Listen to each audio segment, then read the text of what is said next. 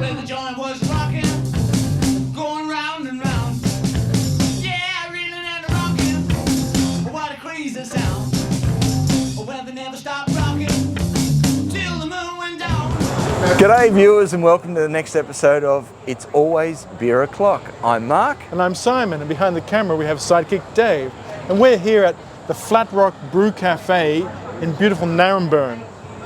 Simon, I believe they have some cask conditioned ales here. Do they? Let's go in and try them. Let's go. Had to take me a chance. I rose out of the seat and I had to dance. Started moving my feet and clapping my hands. Now I get on rocking, going round and round. Yeah, I'm reeling and rocking. What a crazy sound. Well, they never stop rocking till the moon went down. We're here at Flat Rock Brew Cafe with the founder, Karl. G'day, Karl. Hello, how are you? Pretty good, mate. Pretty good.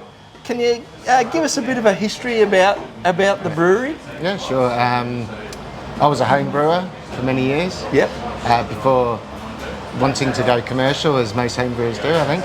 But I was working and opened up the business. We found a location or a venue close to us, to where I live. And I thought it'd be ideal for setting up a little brew pub. I did a bit of research, looked at being just a brewery or having a brew pub sort of set up, and the brew pub appealed more to me so I could talk to people about beer. Okay, so you went straight from home brewing into small scale commercial brewing. It's very small scale, even in the craft beer world we're only a 200 litre system. Okay. So that's very, very small in the craft breweries side of things. Okay, but you've obviously been successful. You've been around for now just over 11 years, is that correct? That's right, yeah, 11 years. It's gone quick. Yeah. And a lot of learning along the way. Not having a hospitality background, it's sort of had its challenges along the way with running a venue. Yeah. But the brewing side has always been the passion, and that's what's driven me through all that. And tell us, what sort of beers are your passion? I probably sway towards the English ales. I like the history behind it. I like more towards the real ale, the cask ale. So we brew and package cask ale, which is quite different in the Australian market. There's not many places that do that, and I think the passion behind it goes right down to the ingredients. All the ingredients, except for the water, are originating from the UK. Oh, is that right? Yeah. So the malts come from English maltsters, and the hops come from hop growers in the UK. Okay, now tell us, what is it that differentiates cask ale from the ales, I won't say traditional, the ales that we're used to? Yeah, the cask ale basically is probably more natural in the carbonation. Well, it is more natural in the carbonation. We don't force carbonate the beer. Most of all tap beers that you see are force carbonated. We package after fermentation and after it's matured for a few days. We package into a cask, which is a vessel, has two openings, a keystone and a shive. We fill it up. We add in some malt extract, or I add in malt extract, close it up, and then it creates a second fermentation in the vessel. So it's a natural carbonation as a result of the secondary fermentation. All right, Karl, we've got some beers in front of us here. Maybe you could tell us about them. Okay, well the first one's our English bitter. So that's always on our first hand pump. We've got two hand pumps. Right. So that's where we deliver the cask ale from. And then we've got 6 regular taps, so that's for the carbonated beer kegs. But you'll find it's not as cold. Not as cold, not as bitter? No, it's not as bitter. Not as carbonated, so it's a smoother drink. Yeah. But it's also that the temperature being a little bit warmer, I hate to say that. It's cool, not cold. Yeah, that's right. It brings out the flavour a lot more of the malt, I find. So traditionally a lower alcohol, 3.8, 3.7, 3.8, and it was a workman's drink, so it's quaffable. It's one of those beers that you can have a few of. Doesn't affect you too much, and it's a social drink. So yeah, cheers. Cheers.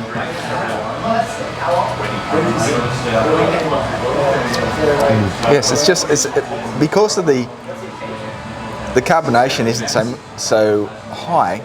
It gives it a sort of a bit of a creaminess as Yes. well. And that's because we serve it through a sparkler, which is like a nozzle on the end of the swan neck of the hand pump. Right. And that has tiny holes, and as the CO2 Like is an forced through, aerator that you'd have on a exactly water right, tap. Yeah. And so it comes out in a much smaller, tighter head Right. than your Okay. tap beers. All right. Okay. Now, number 2. Number 2, this is a pale ale. It's called the Galaxy Pale, named after the single hop we Galaxy use. hops. Yep. So I like playing around using English malts, English yeast, but playing around with some of the hops. Now this is a carbonated beer, and served at the more common colder temperature. Yep. But I love Galaxy. It's an Australian hop. Yeah. And I just get lychees whenever I smell it. You know, the fruit lychees. I just get that when you smell the actual hops. But this is a refreshing drink, about 4.5%. I don't tend to brew very high alcohol beers. I just like the social aspect of drinking beer. So Yeah. Okay. very fruity. It does smell nice. And tastes equally as good. So definitely a beer that you would probably choose on a hot day. And Well suited because to it is today. cold out, that carbonation just helps with the thirst. Yeah. And you know, I mean that's something that I could put in a hand pump, and you know, potentially I will do one day. But I think I try to stick to the traditional ingredients and the traditional hops, malt Yeah. for the English ales. Yeah. So, talking of that, have you tried any sort of New World experiments with the older style? Yep. So I've done a New England IPA. So that big fruit bomb of a beer, which I do a hazy pale for the taps, and it worked quite well in the cask. So a little bit different. But I think it really did change the flavour because I had it both on the tap in the keg, carbonated, and I put some in the cask. So it was a bit of a side by side, and the flavours were quite different. Okay, that's interesting. Yeah.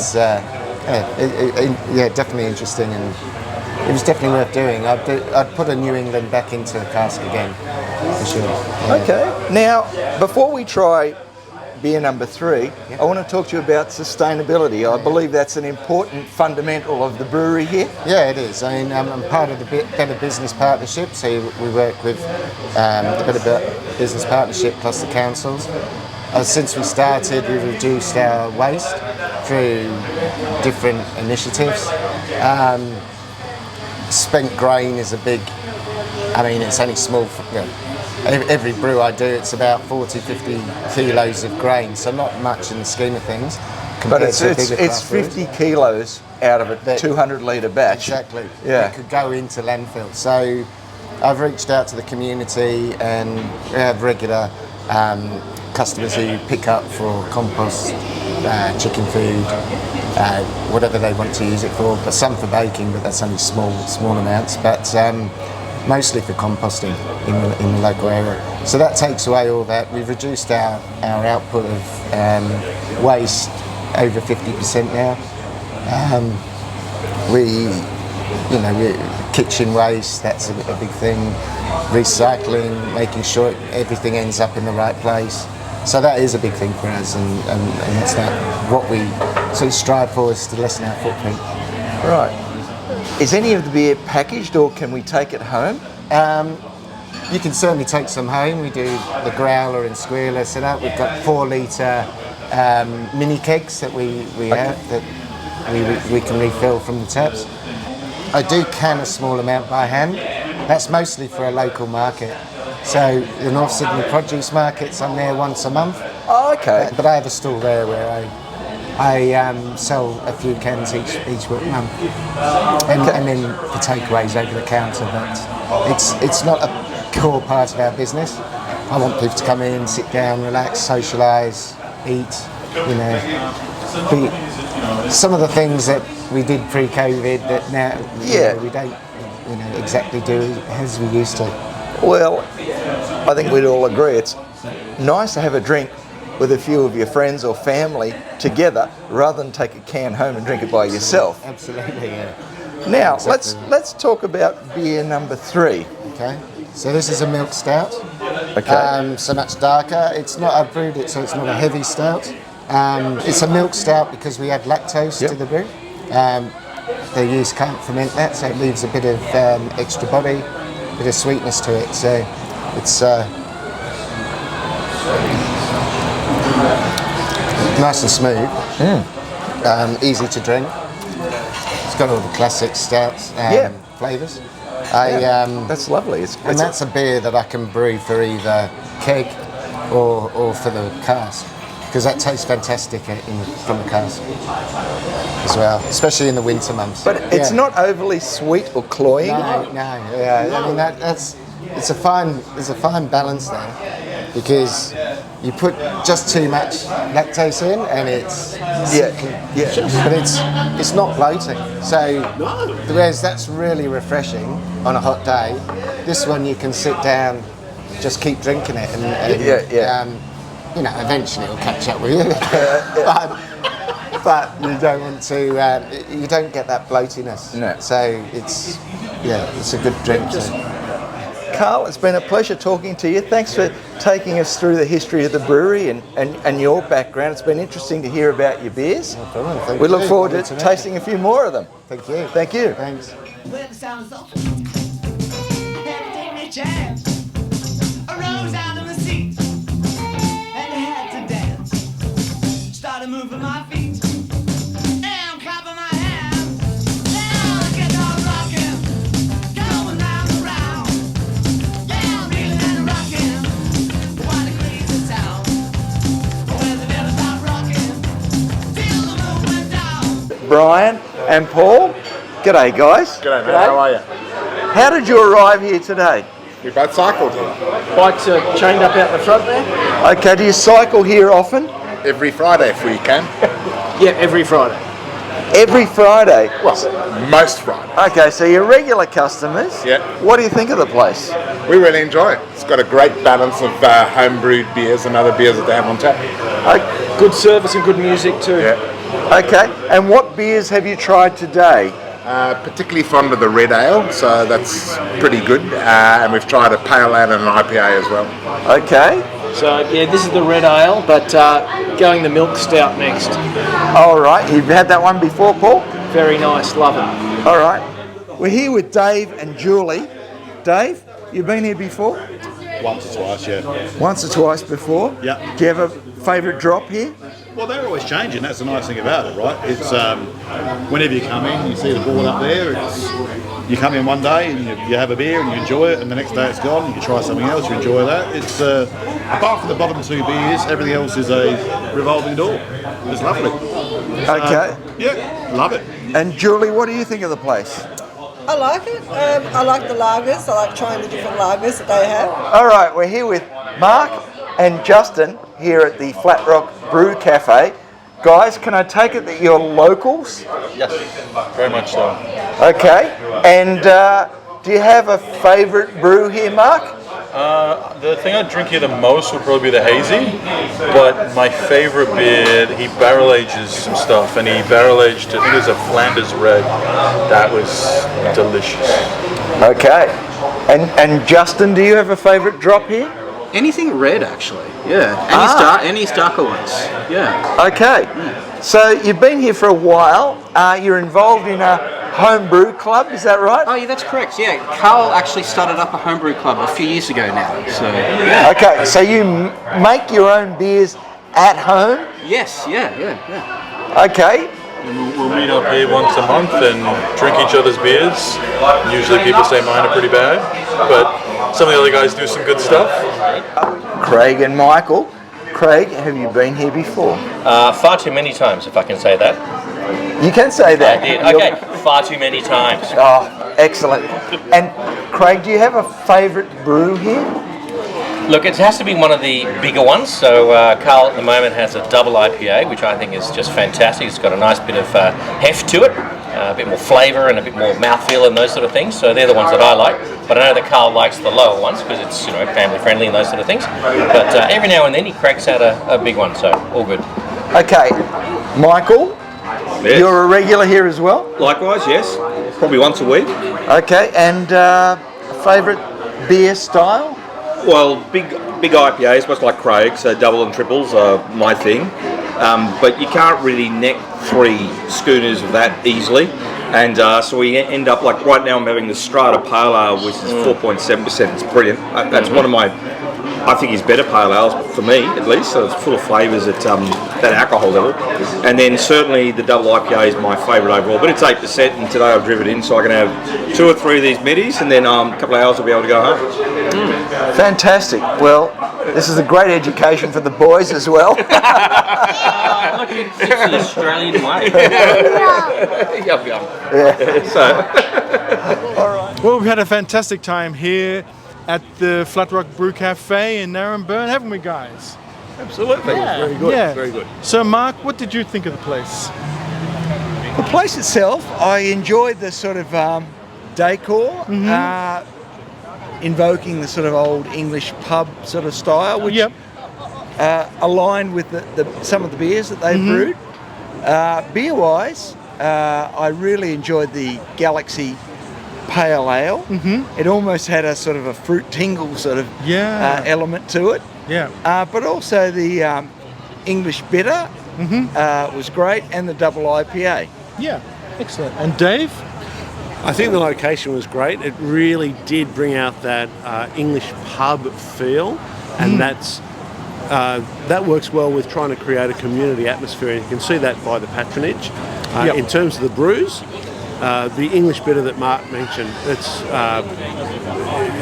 very, very classic English bitter. It sits really well with the location.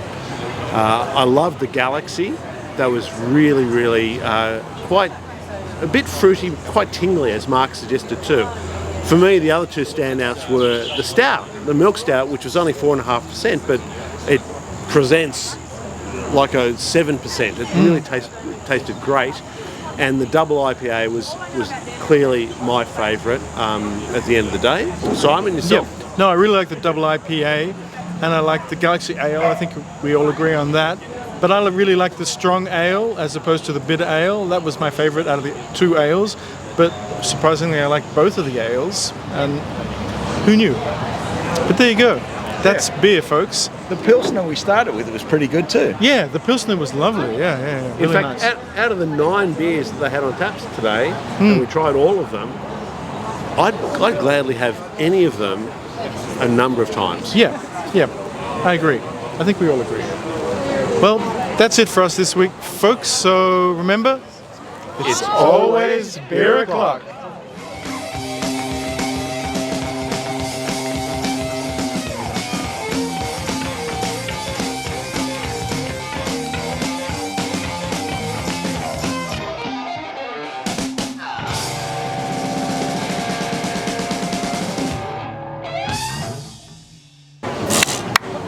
Between those 2, you'll find... I do like the at the end. Never give a microphone to a drunk man is what I would say. That's beer, folks.